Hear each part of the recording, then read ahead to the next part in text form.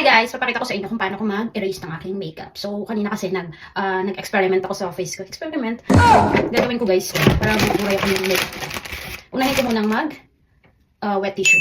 I-erase ko muna ng wet tissue lahat. After nyan guys, so meron pa yan for sure. Meron pang mga makeup. Lagi kong ginagawa to.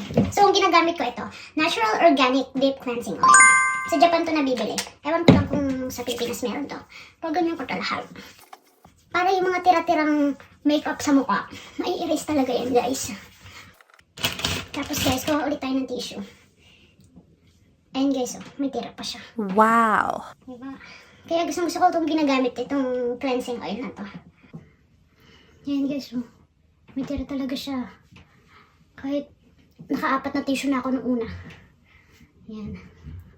Hanggang sa maalis siya guys.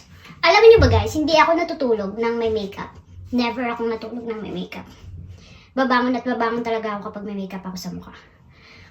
Kasi guys, ang dami ko nang tigyawat. Pag natulog pa ako ng may makeup, titigyawatin ako lalo. Sayang din yung skincare guys, no? Kung di ko alagaan yung face ko.